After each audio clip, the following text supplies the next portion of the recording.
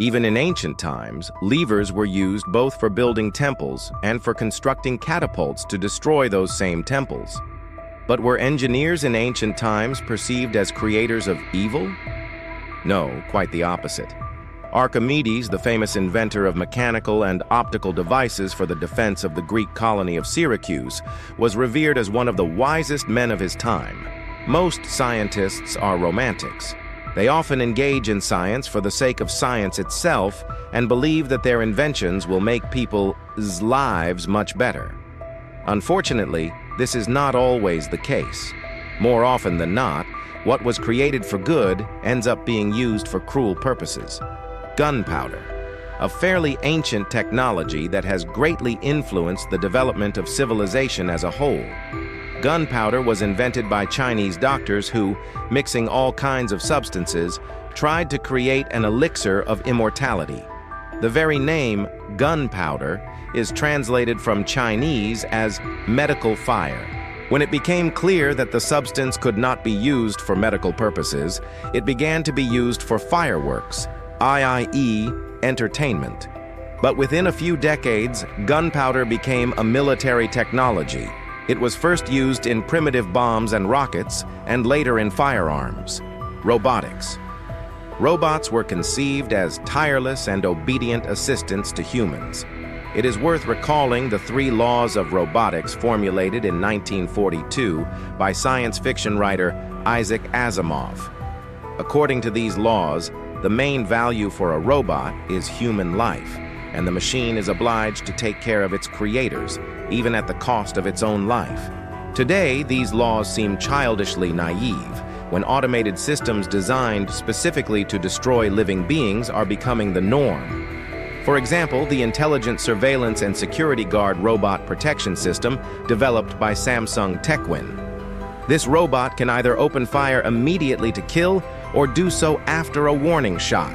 Armed drones conquering the skies are becoming less and less surprising. Robots do not yet make decisions about destroying the enemy on their own, but everything is moving in that direction. The wars of the future will be fought not by humans, but by special robots. Dynamite. Alfred Nobel, the inventor of dynamite, became famous during his lifetime as a man responsible for the deaths of many people, a merchant of explosive death. But he created his invention for completely different purposes. Dynamite was supposed to help miners develop new deposits and build transport tunnels, for example. It was used for this purpose, but the main area of application of the invention, as well as subsequent ones based on it, was military operations. The pacifist Nobel was so upset by this fact that he wanted to leave behind something that would allow future generations to think of him as more than just a merchant of death. This is how the famous Nobel Prize came into being. Nobel also hoped that the emergence of truly terrifying weapons would lead to the end of military conflicts, as the participants would simply be afraid of mutual destruction. Interestingly, the creator of the machine gun, Richard Gatling, and the developer of the first truly successful submarine models, John Holland, shared this view. Chemicals. It so happened that many chemicals, originally created for completely peaceful purposes, subsequently became associated exclusively with the mass extermination of civilians during military operations. Phosgene gas was obtained as a result of harmless experiments to create artificial dyes. Later, it turned out that the properties of this substance were ideal for the development of chemical weapons. It is believed that the infamous Zyklon B gas used in Nazi death camps was intended for the control of insect pests.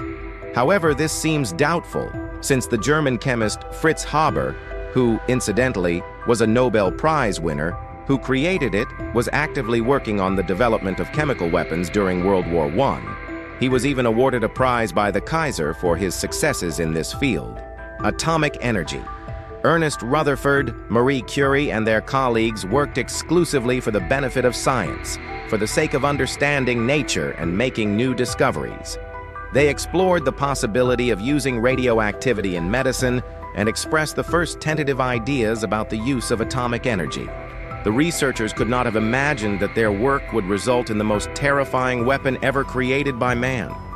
Other scientists, such as Albert Einstein and Richard Feynman, already knew that they were working on creating a bomb, but they believed, just like Nobel, Holland, and Gatling, that they were creating a weapon of deterrence. In addition, the military managed to convince them that the Third Reich was close to creating its own atomic bomb, and it was believed that it was necessary to get ahead of it at any cost. When it became known that the Nazis were not even close to creating such a weapon, Einstein declared that working on the bomb was the biggest mistake of his life. Atomic energy serves the cause of war not only in the creation of bombs. Nuclear reactors have become the ideal solution for use in missile submarines capable of remaining underwater for months. Computing technology. The first device programmed using punch cards was a loom created in 1804 by Joseph Marie Jacquard. Mathematician Charles Babbage, who worked on the analytical engine, also did not consider the needs of the military and politicians. By the beginning of the 20th century, Hollerith tabulating machines, mass-produced by IBM, had become commonplace in the United States. They were often used for population censuses. There is evidence that these machines were also supplied to Hitler's Germany. The Germans used them to meticulously record Jews whose extermination had been carefully planned in advance. It is believed that IBM's management knew about the use of their technology but turned a blind eye to it. As for the first real computer, ENIAC, created in 1944, it was immediately designed for military use, namely for compiling artillery tables. Remote access. The development of computer technology has led to many positively oriented technologies, ultimately being used by malicious actors. Remote access technology is a typical example of this. What was created to facilitate the work of system administrators and technical support services has become a favorite tool of hackers of all stripes.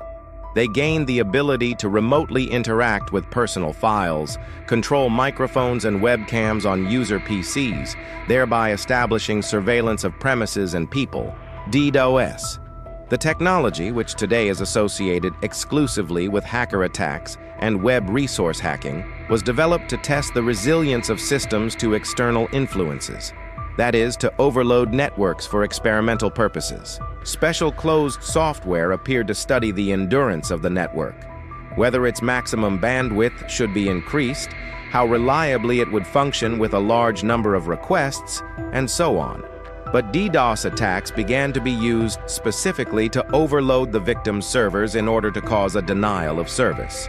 Special tools were created, often distributed on the internet in the form of Trojans that draw unsuspecting ordinary users into DDoS attacks. Google Earth. The military developed satellite navigation exclusively for its own needs, while Google, in creating Earth, pursued completely different but still peaceful goals. However, there were still some bad actors. Enterprising Brits started looking for churches with lead roofs on Google Earth and successfully sold this stolen metal on the black market. In addition, the program has become an indispensable tool for terrorists and spies, allowing them to study the layout of facilities from above that criminals previously had no access to. Other mapping services are also used for similar purposes. Recently, the Taiwanese military asked Apple to blur photos of a top-secret military base in Apple Maps, which was built in case of a missile strike from China. Motion capture system. Image capture technology was originally developed to create computer animation for games and movies to make life easier for animators. Sensors are attached to a person whose movements are recorded by a computer and repeated by an animated character. However, the military became interested in this technology and began to use it in the creation of training simulators. All major research and development today is being conducted in the military sector, with huge investments being made. Vertsum technology, for example, was created in the U.S. by defense contractor Raytheon, with a project cost of $636 million. Vertsum allows for the simultaneous training of 12 people who can even be in different rooms. The system can be used remotely. Trainees wear helmet-mounted displays and are given simulated weapons. It is also possible to simulate physical exertion. However, Vertzim is sometimes used for entirely peaceful purposes. For example, this technology was used in the filming of the movie Avatar.